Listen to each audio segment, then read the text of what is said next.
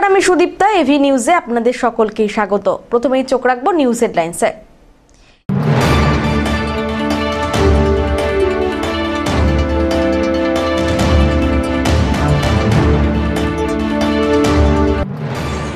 জন্মের শংসাপত্র জাল করে রূপশ্রী প্রকল্পের টাকা হাতানোর চেষ্টা, বিডিওর নজরে পড়তেই গ্রেপ্তার দম্পতি।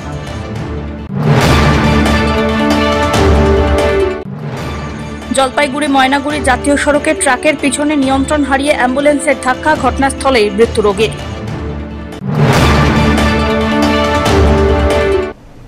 এবার আসছে বিস্তারিত সংবাদে।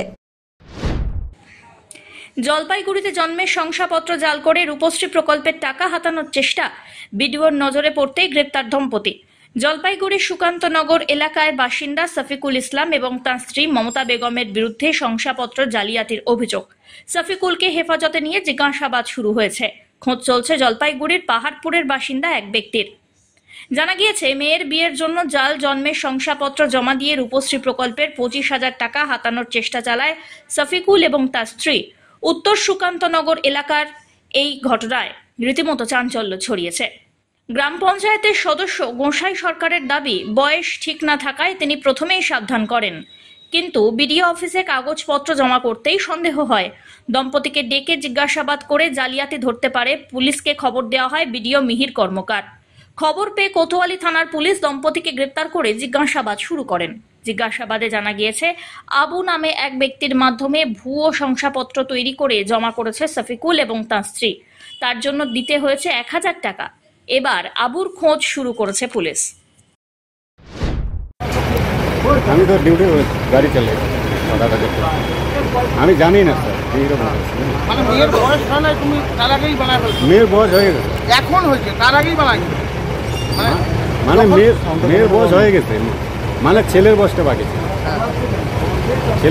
এত কম বয়সে বিয়ে দিচ্ছেন? বিয়ে মানে যে তোমার উত্তর সুকান্তনগরের বাড়ি? হ্যাঁ, উত্তর সুকান্তনগরের বাড়ি। আমার বাড়ি সুকান্তনগর বলে। আর আবু বলে চৌরঙ্গি ডেটাভাড়া। হ্যাঁ, চৌরঙ্গি ডেটাভাড়া। ডেটাভাড়া চৌরঙ্গি। চৌরঙ্গি মানে পাহাড়পুর চৌরঙ্গি। হ্যাঁ, ও কি কাজ করে এমনি? কি জানি, কাগজপত্র মনে হয়তো বানায়। আচ্ছা আচ্ছা, তাহলে এই কাজটা তো অন্যায়, বয়স কম থাকতে বানানো। অন্যায় করছে। এতদিনে মনে পড়লো ধরা পড়ার পর যে এই কাজটা অন্যায় করা হয়? আমি তো ছিলাম না স্যার, আমি এই সম্বন্ধে কিছু জানি না। কে করছে? বউ? আমার স্ত্রী। বউ করছে? আমি বউকে বলছিলাম এগুলো মানে হবে না। হ্যাঁ, ও কার কাছে শুনছে, কি করছে না করছে, যে এটা বসটা বাড়া দিতে পারবে, হ্যান ত্যান হাবি যাবি ও বলছে এই আবু নামে। না, এসে আমাকে বললো যে মেয়ের বিয়ে ঠিক হয়েছে, যে মেয়ে তো বিয়ের আগে একটা রূপশ্রী টাকা পায়। তখন আমি বললাম যে হ্যাঁ, টাকা পায়, তার 18 বছর কিন্তু পূর্ণ হইতে হবে, 18 বছর কম থাকলে হবে না। তখন এই ফর্ম ফিল আপ করতে কী কী ডকুমেন্ট লাগবে সেইগুলো আমি জানাই দিই। জানানোর পরে সে সমস্ত ডকুমেন্ট সে জোগাড় করার পরে অঞ্চল অফিসে যায়। অঞ্চল অফিসে যে এই ফান্ডটা দেখে, সে এদেরকে ঘোরায় দেয় যে না, এখনও বয়স হয় নাই, 3 মাস 3.5 মাস বাকি আছে। তারপর তারা রিটার্ন আসার পরে তারপরে তারা কিভাবে আবার পুনরায় যাই অঞ্চল অফিসে ফর্ম ফিল আপ করে সেইটা বিডিও অফিসে জমা দেয়। আমি গতকাল জানতে পারলাম যে এদেরকে বিডিও অফিসে মেয়ের মাকে, মেয়ের বাবাকে ডাকার পর মেয়েকে ছেড়ে দেয়। তারপর সেখান থেকে নাকি থানায় ফোন করার পরে এদেরকে নিয়ে যায়। নেওয়ার পরে এখন তার পরবর্তীতে শুনলাম, যেটুকু আমার শোনা কথা, এটা আমার নিজে দেখা না, হ্যাঁ শোনা, যে তাদেরকে গ্রেপ্তার করছে। এইটুকুই। কিন্তু কাজ যদি এইটা করে থাকে, সে অন্যায় করছে। আপনি প্রথমে বাধা দিয়েছিলেন? হ্যাঁ, না প্রথমে তো আমি তো তাদের বয়স এইটা দেখিনি। হ্যাঁ, সেটা তো অফিস থেকেই তাকে না করছে যে না, বয়স হয় নাই, তাহলে তার তখনই সতর্ক হওয়াটা উচিত ছিল। তারপরেও যদি সে যায়া থাকে পুনরায় কোনোভাবে বয়স ডুপ্লিকেট করেও যদি যায় থাকে, সেটা হচ্ছে আমার শোনা কথা। হ্যাঁ, তাহলে সে অন্যায় করছে। এটা আমাদের এখানে যে রূপশ্রী অ্যাপ্লিকেশনগুলো জমা পড়ে, সেগুলো সঠিকভাবে ইনকোয়ারি হয় এবং সেই ইনকোয়ারি করার সময় আমরা একটা নকল বার্থ সার্টিফিকেট পাই এবং বার্থ সার্টিফিকেটটি পেয়ে আমরা যিনি অ্যাপ্লিক্যান্ট আছেন তাকে আমরা ডেকে নিয়ে আসি বিডিও অফিসে এবং তাকে জিজ্ঞাসাবাদের মাধ্যমে বুঝতে পারি যে তিনি ভুয়ো বার্থ সার্টিফিকেটটি দাখিল করেছেন আমাদের অফিসে, এবং তার পরিপ্রেক্ষিতেই আমরা পরবর্তী অ্যাকশনগুলো নিয়েছি। পিনাকি শীলের রিপোর্ট।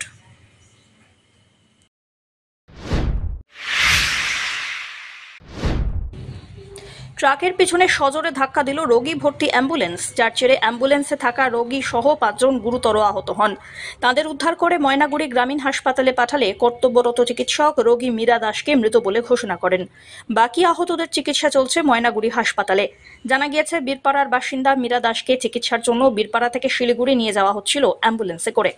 অ্যাম্বুলেন্সটি ময়নাগুড়ি এলাকায় আসতেই জাতীয় সড়কে একটি ট্রাকের পিছনে ধাক্কা দেয়। স্থানীয়রা ছুটে এসে আহতদের উদ্ধার করে ময়নাগুড়ি হাসপাতালে ভর্তি করেন। এরপরেই রোগী মীরা দাসকে মৃত বলে ঘোষণা করা হয়। স্থানীয় সূত্রে খবর, বৃষ্টির মধ্যে অ্যাম্বুলেন্সটি প্রচণ্ড দ্রুত গতিতে যাচ্ছিল। সেই সময় নিয়ন্ত্রণ হারিয়ে ধাক্কা মারে, তাই এই মর্মান্তিক দুর্ঘটনা। ময়নাগুড়ি থানার পুলিশ ঘটনাস্থলে গিয়ে অ্যাম্বুলেন্সটিকে উদ্ধার করেছে। দেখলাম যে একটা অ্যাম্বুলেন্স পেশেন্ট ছিল 5-6 জন, তো একটা ট্র্যাকের পিছনে উনি ধাক্কা লাগায়। ট্র্যাকটা চলে গেছে, উনি ট্র্যাকে ছিল না সেরকম, অ্যাম্বুলেন্সটাই আর কি লাগাই দিয়েছিল ট্র্যাকটাকে। অ্যাম্বুলেন্সটা কোন দিক থেকে কোন দিকে যাচ্ছিল? ওটা ধুপগুড়ি থেকে ময়নাগুড়ি রোডে যাচ্ছে। আচ্ছা, তো মানে পিছন দিকে কে ধাক্কা মারলো? অ্যাম্বুলেন্স দিকে অ্যাম্বুলেন্স নয়। তো এখানে কতজন আহত হয়েছে? মোটামুটি 5 থেকে 6 জন ছিল। হ্যাঁ, আহত ধরে মানে সামনের দিকে যারা ছিল তারা আহত হয়েছে। মানে ট্রাকের কোনো ক্ষতি হয়েছে কি? না, ট্রাকের শুধু একটা মনে হয় পিছনে বাংকার এখানে পড়ে আছে। ট্রাকটাকে কি আটক করা হয়েছে? না না, তখন কেউ ছিল না, দেখতে পাইনি। ট্রাকটা চলে গেছে। আপনারা স্থানীয়রাই কি মানে আহতদের উদ্ধার করলেন? উদ্ধার করে পুলিশের গাড়িতে দেওয়া হলো, অ্যাম্বুলেন্সে আসে।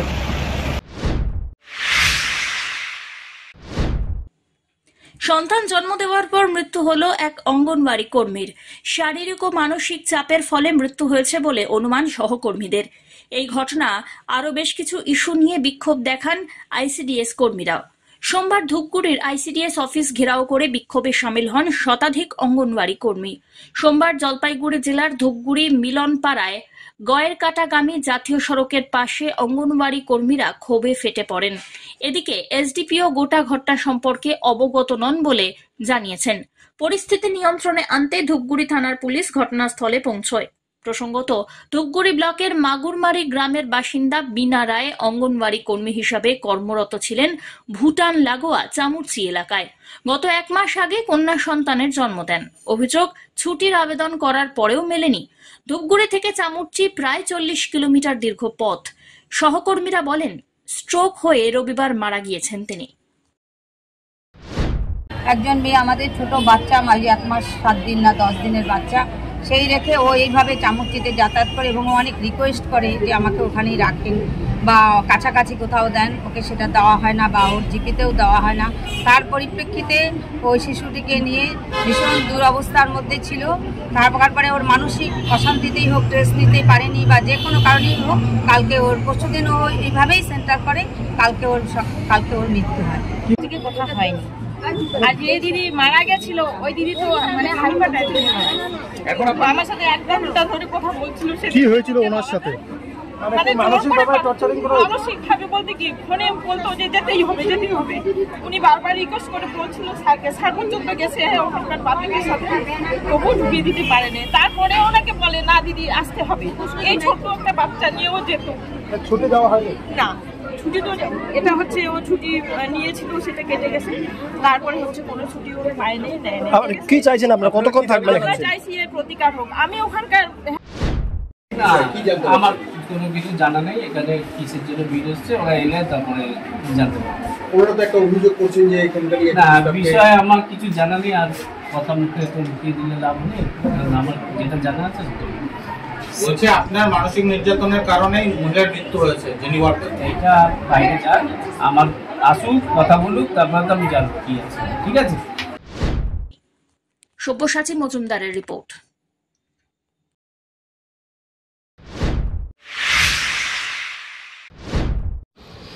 নজরুলের জন্ম জয়ন্তী অনুষ্ঠিত হলো জলপাইগুড়িতে। সোমবার জলপাইগুড়িতে জেলা প্রশাসনের সহযোগিতায় এবং জেলা তথ্য ও সংস্কৃতি দফতরের আয়োজনে কবি কাজী নজরুল ইসলামের জন্ম জয়ন্তী পালন করা হয়।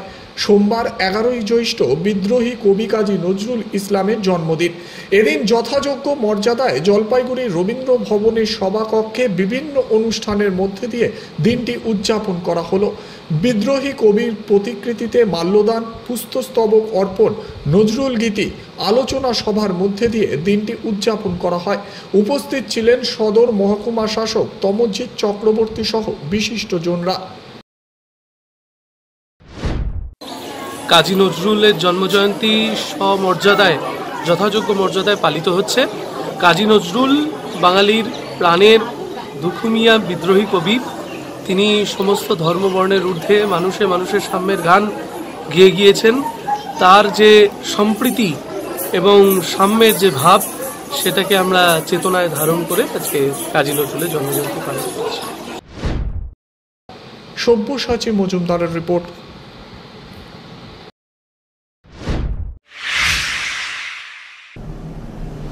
নিয়ে নিচ্ছে ছোট্ট একটি বিরতি, ফিরে আসছি বিরতির পর, সঙ্গে থাকুন।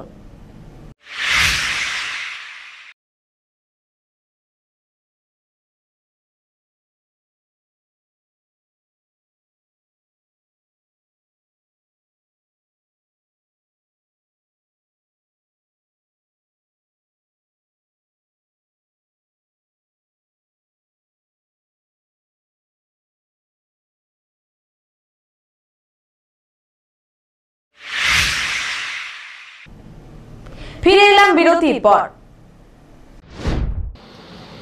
কামতাপুরী ভাষাকে অষ্টম তপশিলি অন্তর্ভুক্ত করার দাবিতে প্রধানমন্ত্রী ও মুখ্যমন্ত্রীকে চিঠি পাঠানো হলো কামতাপুরী ভাষা সংস্কৃতি ও সংস্কৃতি পরিষদের পক্ষ থেকে। সোমবার সাংবাদিক সম্মেলন করে একথা জানান কামতাপুরী ভাষা সংস্কৃতি ও সংস্কৃতি পরিষদের সভাপতি সুরেশ চন্দ্র রায়। তিনি জানান, কামতাপুরী ভাষাকে অষ্টম তপশিলে অন্তর্ভুক্ত করার জন্য প্রধানমন্ত্রী, কেন্দ্রীয় শিক্ষামন্ত্রী, রাজ্যের মুখ্যমন্ত্রী, জলপাইগুড়ির সাংসদ ও দার্জিলিংয়ের সাংসদকে চিঠি দিচ্ছি। ইতিমধ্যেই মুখ্যমন্ত্রী এই ভাষার প্রাথমিক বিদ্যালয়ের অনুমোদন দিয়েছেন। আরও বেশি পরিমাণে প্রাথমিক বিদ্যালয় ও কামতাপুরী ভাষার উচ্চশিক্ষায় পঠন পাঠনের দাবি জানাচ্ছি এবং কামতাপুরী ভাষাকে অষ্টম তপশিলে অন্তর্ভুক্ত করার দাবি জানাই, এমনটাই জানালেন কামতাপুরী ভাষা সংস্কৃতি ও সংস্কৃতি পরিষদের সভাপতি সুরেশ চন্দ্র রায়। কামতাপুরী ভাষাকে 8 শিডিউল পালন করার জন্য বা কামতাপুরী ভাষাকে অষ্টম তপশিলে অন্তর্ভুক্তি করার জন্য ভারতের সংবিধানে আমরা আজকে কেন্দ্রীয় মন্ত্রী, আমাদের দেশের প্রাইম মিনিস্টার শ্রী নরেন্দ্র দামোদর দাস মোদীকে এবং স্বরাষ্ট্রমন্ত্রী অমিত শাহ এবং আমাদের এখানে স্টেট এডুকেশন মন্ত্রী কেন্দ্রীয় শ্রী সুকান্ত মজুমদার এবং আমাদের এখানে এমপি ডক্টর জয়ন্ত রায়, রাজু বিস্ত, এদের মাধ্যমে আমরা জানাতে চাচ্ছিলাম যে আমাদের ভাষাটাকে অষ্টম তপশিল প্রদান করা হোক। পাশাপাশি আমাদের যে ওয়েস্ট বেঙ্গলের যে মাননীয় মুখ্যমন্ত্রী শ্রীমতী মমতা ব্যানার্জি, ওনাকেও আমরা আজকে চিঠির মাধ্যমে জানাতে চাচ্ছিলাম যে আমাদের ভাষাটাকে উনি স্টেট লেভেলে অফিসিয়াল ল্যাঙ্গুয়েজ করেছেন এবং আমাদের ভাষাতে 2টা প্রাইমারি স্কুলও দিয়েছেন। তো আমরা জানাতে চাচ্ছিলাম যে যেহেতু আপনি এই ভাষাটাকে অফিসিয়াল ল্যাঙ্গুয়েজ করেছেন, তো আপনি একটু দায়িত্ব নিয়ে আমাদের এই ভাষাটাকে অষ্টম তপশিল করার জন্য একটু ব্যবস্থা করুন। ধীমান রায় রিপোর্ট।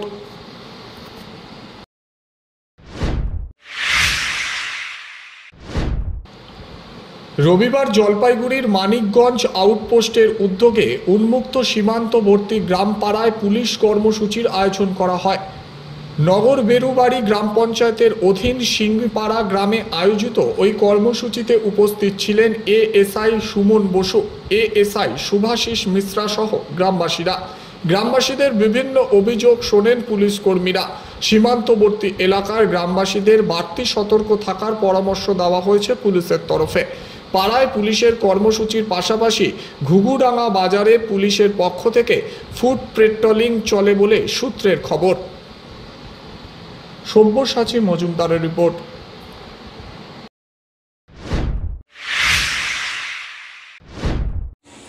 জলপাইগুড়ি জেলা ক্রীড়া সংস্থা পরিচালিত সুপার ডিভিশন ফুটবল লিগ শুরু হয়েছে। খেলাটি হচ্ছে টাউন ক্লাবের মাঠে। খেলা শুরু হয়েছে 6ই মে, সমাপ্তি হবে 7ই জুন। টানটান উত্তেজনার মধ্যে দিয়ে সোমবার খেলার সমাপ্তি হলো। লিগ খেলাকে ঘিরে প্রত্যেকদিন প্রচুর খেলাপ্রেমী মানুষের ভিড় লক্ষ্য করা যায় স্টেডিয়ামে।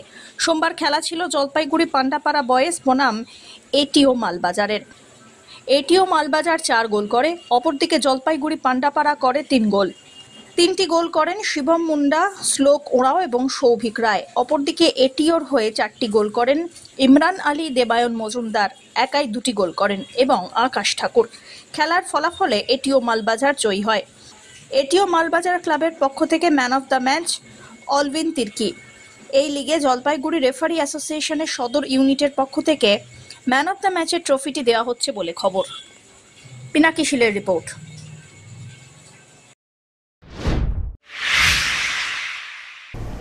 শেষ করবার আগে নিউজ হেডলাইন্স আরো একবার।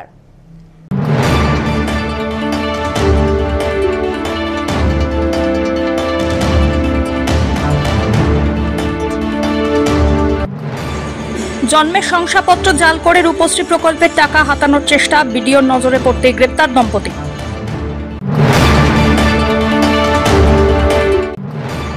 জলপাইগুড়ি ময়নাগুড়ি জাতীয় সড়কে ট্রাকের পিছনে নিয়ন্ত্রণ হারিয়ে অ্যাম্বুলেন্সের ধাক্কা, ঘটনাস্থলেই মৃত্যু রোগীর।